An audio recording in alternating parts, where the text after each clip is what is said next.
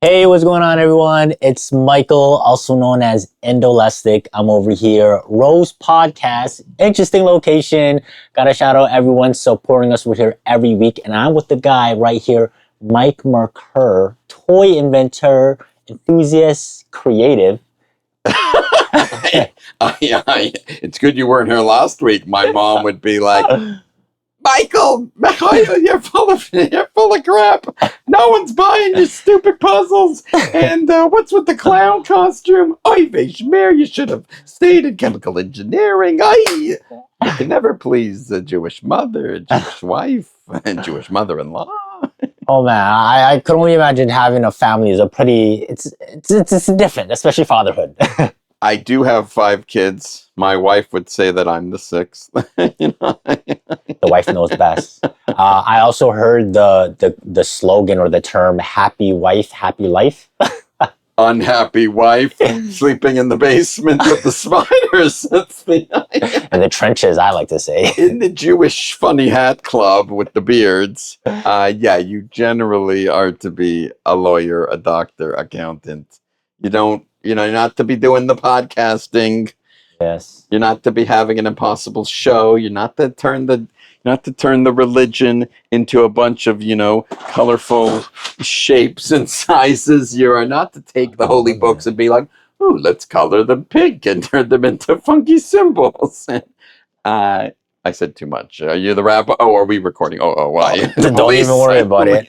All I'll say is that there's a big story with, I think, Mike's journey that the audience should know, and how Mike and I even connected was all through like AI, right? Like Bordy. I think that was kind of like the main thing. So shout out them. They're based in Toronto as well. But yeah, Mike and I connected. I was in a podcast that he has himself, and from there, we're here at his place. The whole toy background scenery, I think, is perfect to just kind of showcase the podcast and talk a little bit about who Mike is and just what he does.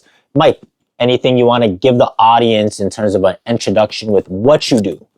I turn songs into color and shape puzzles that you can stack together in funky ways, and that is what I do. That is what I do today. That is not what I did 20 years ago, but that is where I'm headed today. Yeah. Well, talk about that whole story, because like you were probably doing this before all the technological boom and us being a little bit more of the millennial generation.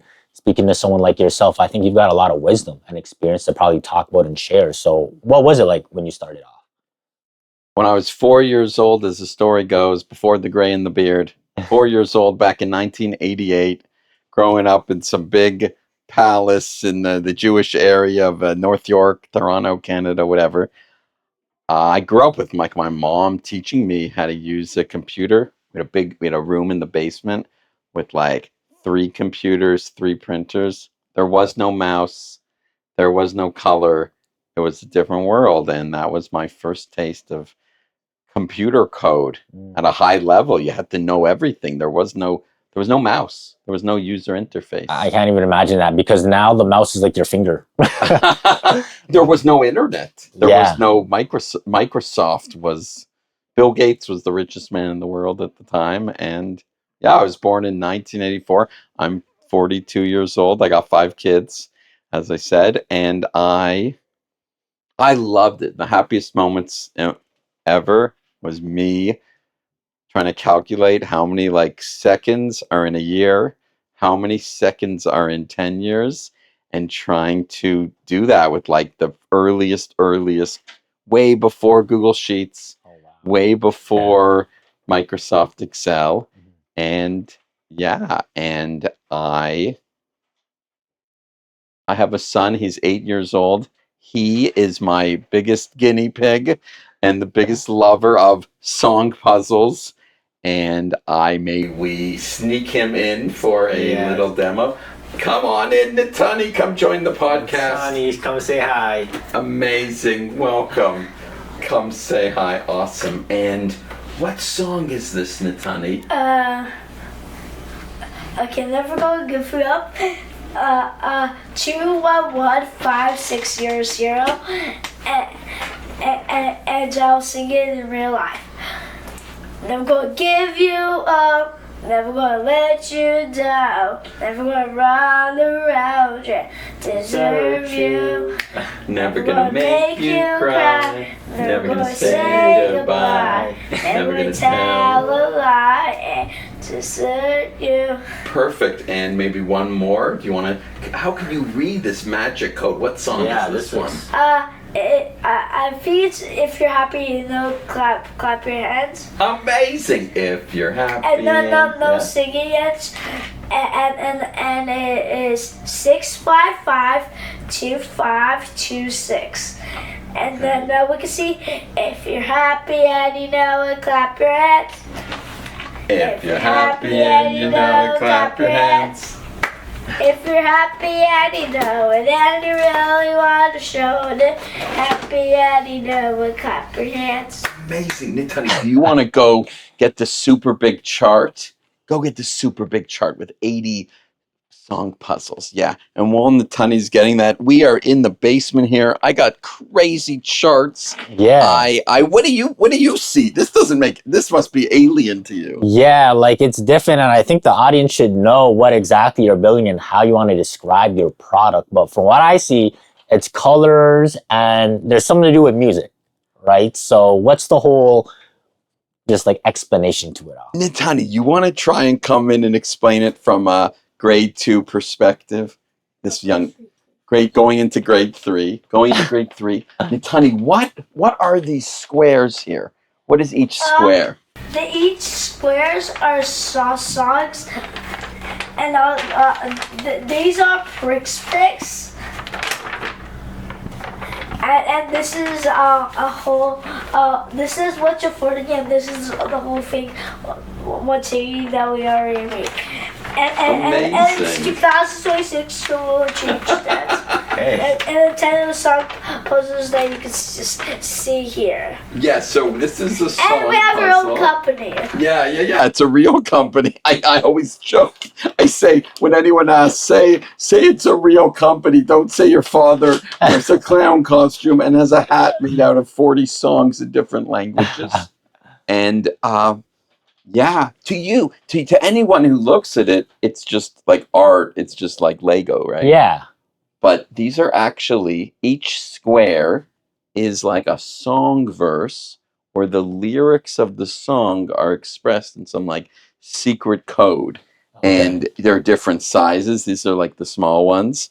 This is like a medium size.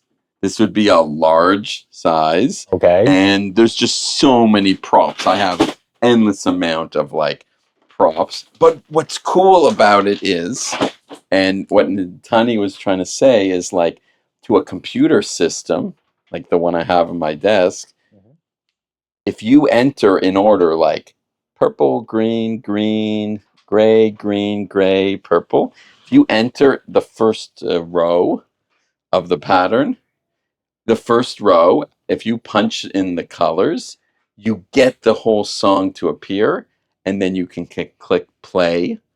And at the same time, and again, it's in development, but like you can scan this with the app. Okay. And the song will trigger a YouTube song. And Nitani here is showing a secret code. Do you want to hand the secret code to Michael here as we go deep into this? Yeah, you're being sucked into this world here. And what I have here is 7 colors. And at the bottom, we have color by number. Mm-hmm. Yeah. And on the middle row, we have letters. And at the top row, we have symbols. And this little bookmark here is like the secret code for kids. He's the perfect, going into grade 3, he's the perfect example. He loves this. And we have our own company. And we have our own company. One day at a time. Yeah. One day, you have a company until you don't have a company. I know. Yeah, exactly. And questions. You must have a million unanswered questions. Well, why did you even start it all? Because I think that's like a really interesting thing. Like, not a lot of people are doing what you're doing. Not a lot of people. I have developed. I was originally teaching very angry, very rich people, like patrons of a synagogue. So I was originally teaching Hebrew, teaching basic Bible study, Jewish stuff. So I did that for about 7 years. At the same time, that was in the morning, and in the afternoon, I was teaching, built like a science curriculum. Okay. Quite a limited budget. Thank you, rabbis of such and such a private school. Yeah, so morning teaching angry rich people, and they couldn't read a word in Hebrew. And then I thought, how come there's so many barriers to entry? Well, you have to learn the alphabet, you have to learn the fundamentals of the language, the faith, etc. And then at the same time, in the afternoon, I'm teaching special education or teaching wildest kids ever. And I thought, how come it's not fused together, that like teaching language, teaching coding, teaching special education?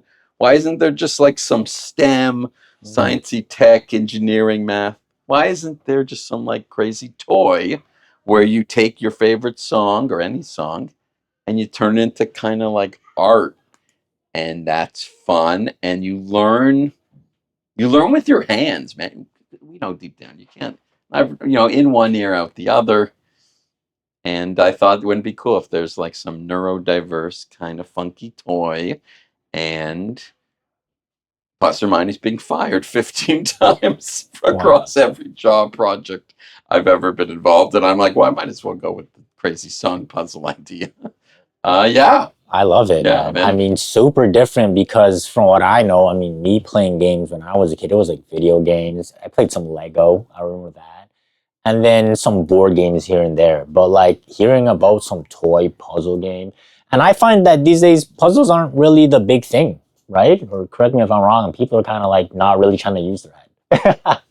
It's fascinating. No, I totally agree. I presented at this trade show and that trade show and this and that, and trying to show how the software works. And the first thing I started to realize is that I'm so far out of the box that I might as well wear a clown costume and make a miniature version of myself as beautiful, an interpretation of myself. That is your personification, as they say. This is it, man. Why don't we take like crazy text in Hebrew, in Greek, in in Russian, in Chinese, Korean? Why don't we take all these insane, crazy alphabets that no one knows, and boil them into some colored number sound to chart, help them kind of understand it better. Yeah, and then try to represent like song lyrics or really any text, but from crazy languages. And that idea, now there may or may not have been some, they're legal in Canada. There may have been some edible elements. There may have been some. Where are you right now? I'm at the synagogue. Well, why? No, I see the car is smoking. Oh my God. Michael, were you? Michael, what was that $100 bill of 2 ounces of sativa? No, nothing. I was at the synagogue. There's no evidence. No, you left plenty of evidence. Oh my goodness. Yeah, the wife always finding the receipt for the happy wife, happy life, as they say. No, I was very happy, and they always say that it doesn't matter what hiding spot you leave you leave something in. It always gets found in the most in your hand when you carbon footprint. Out. Yeah. I said too much on the rabbis. Wink, wink. Well, let's continue it off. I mean, like, how long has the journey been? Just with like creating and just being this inventor. Great question. It was 4 years ago when I first called the patent attorney.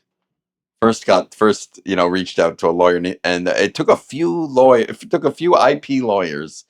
This one's like, whoa, we're not touching, religion turned into Lego. No, that's not where we're coming from. Yeah. And then another one's like, well, I could introduce you to someone, but my firm, we're very serious. We do certain things in a certain way. And eventually I found a patent attorney. He's like, this is the craziest thing I've ever seen. Yeah. But okay, if you want to file 2 patents, we can definitely make it happen. We can definitely do it. We can definitely do it. Sure. And so that was a key moment. I think also there, and I tell everyone, the inventing is half the battle. The other half of the battle is what you tell your wife and you tell your kids when people ask, "Well, Daddy, what do we say?" You know, when this guy's father is a lawyer and lives in a bigger house around the corner, and this guy, you know, and this classmate's mother is a dentist. What do we say that you do for? What do we say that? What do I say that my daddy does? And I'm like, great question. Well, don't say that he's wearing a clown costume and hasn't shaved since 10 years ago. Yeah, actually, it's been a lot of ups and downs, and although challenging, it is so exciting. Yeah. If you told me 10 years ago that I'd be wearing a clown costume, dancing on stage, waving songs as QR code puzzles, I would be like, Michael, what, then I am studying to be a rabbi, and I have one kid, and I live in some rundown condo. It's tiny puzzles of songs as square shapes, and that's nothing. That's the stupidest thing I've ever heard. But we don't know where the chips will land sometimes in life. Exactly. And what else has happened? I have been sometimes in life, and I've learned this is it's funny saying it. Sometimes in life, the best thing that can happen to you is a bunch of people, a mother, a friend, someone you haven't seen for a while, a rabbi, a bunch of people come up to you and you say, "You are completely insane and this will never work. And I saw pictures of you dancing in your underpants in the basement." And then you know what? You have to you got to take a few punches. Gotta take it on a chin. You don't get anywhere in life if you just nod your head and be agreeable. At some point you're gonna have a few critics, and you gotta be unapologetically yourself, if that makes sense. Right? That's and like the word. Yeah, and critics, any video I've made, there's always people that are just like, okay, I walked in rooms and people are like, uh-oh, Merkur's here, uh-oh.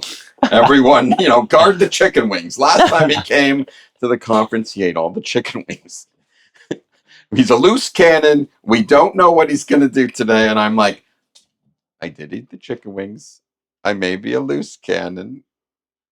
But puzzles for everyone. And you got the heart, and I appreciate the energy, because I feel like for someone that's been doing it, and I feel like, again, being a quote unquote toy inventor or just doing something like this is so bold, and like to be doing it at this stage in your life, like what is it that keeps you going the most, that you find personally? Great question. What keeps me going? I feel that I see it so clearly. Yeah. It's 2026 and it's the summer, but I see vividly, like a vision. I see perfectly clear 5 years from now, maybe 10 years from now. A guy walks in a synagogue, and all the kids are playing with puzzles. All the kids are walking around with funky charts. I kind of just see that, and I feel propelled to make it happen. And how much do the blocks cost, and who invented the blocks, and what kind of different blocks are there, and how many songs should fit like this. Like it's not just a job. It's not just some hobby. I'm not just playing hockey once a week. This is like an all. You're in it. How do you explain it? It's like you've got to do it. Like if someone asked you, they're like, "What's with the media? What's with the podcast? Why do you got to go to some Jewish guy's house and set up cameras in his basement?" You would say, like, well, we love it. Yeah, we got to do it. And it's just a part of, I think, connecting and growing ourselves. I think we start to realize, and we can talk about it too, how like your podcast was like a remote experience, and we're in person together. And it's just really interesting how like we connected and now we're here and just doing it all. And what do you think about the whole experience? Because again, I'm sure when you were growing up in your time, it wasn't always like this. So I'm sure the audience would love to know a little bit about your perspective with like networking before and today. Yeah, totally. I think about it was impossible to meet people from different cultures or different career paths, or it would have been impossible. There was a time where I think back to like the first time I ever went to like a trade show, the first time I ever went to do like on stage to present something. You had to do it that way. There was no, with the internet and with AI tools and like Bordy connecting us, and podcasting for me is the ultimate super networking tool. I encourage everyone always get into, you don't have to be Michael Lay here. You don't have to be us coming. You don't have to do it in person. That's a higher tier. But remote has opened up so many parts of my brain, so many doors. One day I'm talking to someone in the Netherlands. One day I'm talking to someone in China, talking to someone in Japan, talking to like that 6 globalization people is real, that effect. Yeah, 100%. And what else? I love this. I also, you came to me. I feel it's like a drive-through. It's like you came to me. I was at home in my clown costume. I I was at home in my clown costume, and you came to me. So I didn't have to go set up it takes a long time to set up a trade show booth. Oh, 2 hours for this. You got to come 6 hours early the day before. Oh yeah, you just showed up in my basement, and the messiest basement in the world, and I'm proud of it. If you don't have a messy basement, everyone, you're missing out. So let's talk about a little bit about that trade show experience, because I'm sure you've got a lot of experience just talking about your product and just trying to pitch it. So like, how do you find that whole experience talking to people about your ideas, being something so different, so new? Yeah, at first, for a long time, there had to be like a year where I was just sitting in my basement, but it was just me in my basement. There wasn't It wasn't as crazy as it was now. the we're gonna film you with the mic and the this and the audio and the this. It was just me in my basement, and I think I was in head down inventing mode. I think for a good year and a half actually. I was terrified to come out of the basement and start the process of, the first 100 presentations I did or videos. I never deleted them. They're still there. The first investor pitches I did, and I'm proud to say that don't delete anything. Make mistakes. Make that first video. It was hard I watch it sometimes. There's so disorganized. There was a time where I had no props. It was just digital, and no one understood what I was talking about. People thought I was insane. My wife one time comes home. She's like, "That's it, the clown costume. I'm done." There was a time at a trade show, a great radio, the woman who does like the voice for the TTC. I'm like, "I love you," and a guy was filming it, and we posted on YouTube, and the tagline was "My second wife," and then I came home, and I'm like, "Oh, there goes the rabbinical training." What else? What else? A product never survives the first time you put it in front of someone.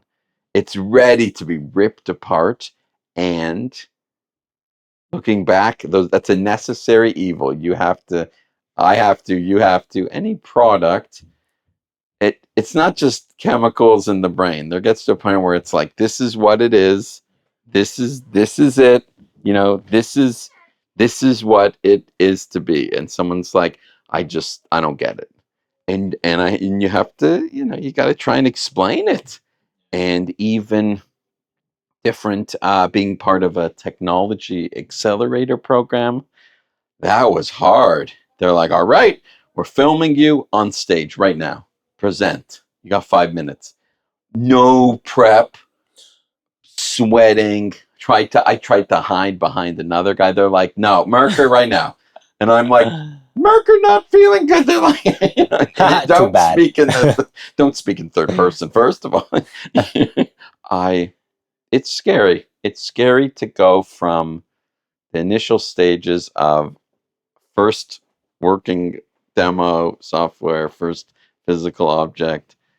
It's really hard because what's clear in my head is even today, it's not clear to anyone else on the planet. Would be like, what is wrong with this crazy Jewish guy with the Lego blocks? Yeah, that's a broad answer. I mean, I love it because I resonate, man. Just in the fact that I feel like with what Roseanne's doing, yeah, you might know us as this media studio, this media company. Sometimes I like to describe it in different ways just to get people to like see if they understand it. If I explain it this way or that way, I'll be like, oh, we're a marketing agency. Oh, we're a media studio. Oh, we're a creative studio. Right. And regardless, I always just feel like, and I'm sure everyone feels like this, like what we're doing is just so different from what other people are doing. And I'm just trying to find a way to just stand out. Right. So like, there's this one concept. I was just in a meeting with an artist today. You might have heard the concept. It's been tossed around, especially when people talk about like marketing strategies. There's this thing called the purple cow effect, which is essentially supposed to be like, imagine that you're driving down, let's say Ontario. Ontario's got a whole ton of farms and cattle, right? And you're just driving and you see all these cows, and you're just like anyone, just gonna probably just drive past the cows, right? You got to go to the cottage or something. You're just no time to stop and look at all these cows. But if you saw a purple cow, you might kind of be like, okay, I might have to stop, right? My keeper fell off. That's how. Oh, that's how. Hilarious. No, I did muzzle tov. Purple cow effect. In real time. Go on. The purple cow. I feel like we're some purple cows. Let's just keep it like that. But going into it is that High five on the purple cow. Be the purple cow. Purple thyself. That's what I'm saying. And going into it, I find that the strategy we got to do to market ourselves or just really stand out is to like do something almost bizarre or different where people are going to like stop and look at you. But I think it's a harmony between like quality and then not necessarily like making it too foreign for someone. Because I think what also, I mean, for Roseland, even for us, even though we're doing media and all that, I know it's a whole nother conversation and topic we can kind of elaborate a little bit on, but like we're experimenting a lot with this idea of Web3 and cryptocurrency. So that's like a whole different world that maybe for some people they're a little offended by it or not really into it. I'm sure you might have some certain connections with that, with just what you're doing in general, with the puzzles or just being this purple cow that you are. What do you want to say about it all? Yeah, I'm just nodding my head. First of all, I love I love the language of the purple cow and the guy driving and there's cows and he's like, a cow's a cow, milk's milk, beef's beef. But if it's a purple cow. But if if the milk is purple, or if the farmer comes outside one day and there's a cow upside down and unbelievable. Purple, a bad cow, you're like, what's the udder or something? You're like milking it. Purple milk. 100%. Yeah, I can totally relate. I love what you're doing because what you're doing is we're the same. Although I'm Mike and Mike connection. Not only did our mothers give us the same first names, but you're also feeling the vibe of, if I don't go 100% me, exactly what I see, exactly. Not thinking, knowing that there's always going to be someone who's like, what? Where were you yesterday? What? You go to the guy's basement? He's who? What? Moo? I love it. I love it. And I can 100% relate. And the podcast, the discussion, remote or in person's always way cooler. Person's always way cooler, of course. But it's a lot of effort behind the scenes. Oh yeah. There's always more. It's not just it's not just people fall from the sky and magically videos appear on YouTube. No. There's a lot behind it and how to connect with the right people. And I think what you're doing is awesome. And I like being, what's the term? The trailblazer, the one who's like, you know, the what's the saying? The pioneers get the arrows, Yeah. and the settlers then get the land. I like to be a pioneer. I want the arrows. I love when people are like, I saw your video. You are the craziest person ever. And I'm like, thank you. They're like, no, I'm the police or the rabbis, the therapists are called. And, you know, there are times in my life where I was so deep in the colors and the puzzles. Oh, yeah. And I've like walked into rooms and shouted at people like, you're doing the Jewish religion wrong. You guys got to get into the puzzles. Mm-hmm. And they're like, you know, and there was definitely phone calls made within the hour. Yeah. Okay, okay, you know, we need this. We need some, you know, Ritalin at least. You know, we need a therapist to sit near this guy, and you have to be kind of crazy. I love being the purple cow. Can I say that? We are some purple cows. I love it. I love it, and. Sometimes I've gone, a little bit, you as well. Sometimes we both have maybe gone too far in the unknown. I feel that, yeah. And then someone's like, but, you know, I always look back to some videos maybe a couple years ago, or like, and then, you know, what was considered really weird before COVID is starting to be more normalized, and you know, things change over time. So so as crazy I was in the first puzzle and the first thing, it's getting more normalized. Is that the word? I think so. I guess you can even say you're just thinking ahead of the times, right? Like you've got a vision, you see it, and you're just trying to act on it before anyone else kind of does. So is there anything you just want to close off with to just the audience just watching? Maybe in that same journey, like, you know, fatherhood, going through things, working on their dream, don't got enough time sometimes, got to just pressure through it. And then sometimes it just feels like a mess. Anything you want to say to totally. Anyone just in that experience, you just feel like 100%. I think it'd be important. Yeah. I have never had enough time, and you never have enough time. Nothing ever goes well, and everything in life, it's just putting you know, you get knocked down and you stitch yourself back up, and by one's own hand. You can't wait around for, I've heard a million times, we'll wait around for this investor. Yeah. When's that investor coming? Oh, man. How many times have we heard about that? How many times? Investor may never come. Investor probably is never coming. You gotta go and make the noise. You gotta make so much noise that people can't help but hear you. They have to plug their ears. You made so much noise. It actually makes me think a lot about this Bill Evans quote. I'm a big Bill Evans guy, right? Yeah. Pianist, right? He had this whole thing in an interview. He was like, oh, well, all I gotta worry about is just playing the piano in the closet. And then one day the guy's just gonna open the door and take me out. But I guess you also got to keep in mind that Bill Evans got to play some really good and loud music too, for them to realize that, okay, there's someone inside. I got to open that door. So I kind of think a lot about what you're saying over there with that. Yeah, totally. This is, nothing's 100%. And I always say, you gotta pitch, you gotta launch, you go with what you got. Okay, exactly. I got 3 working versions.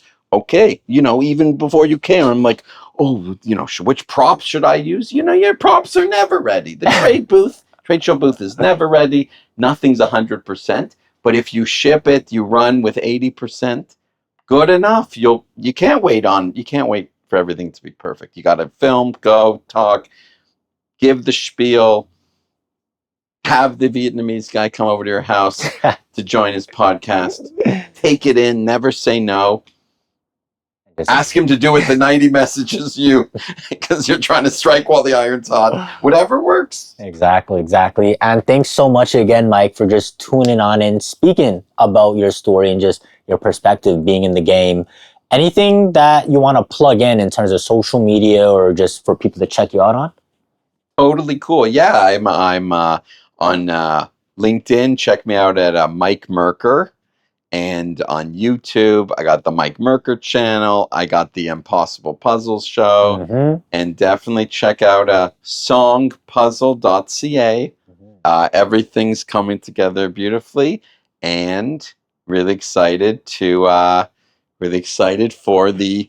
Actually, in a couple days, I'm going to be coming back to synagogue with my crazy puzzle charts. Okay. And so, if in the news you hear some firecrackers, We'll know. Mike strikes again. We're out here. Thanks so much. It's Endo, Michael over at the Rhoze podcast. We're here every week, so we'll see you in the next episode. Arrivederci.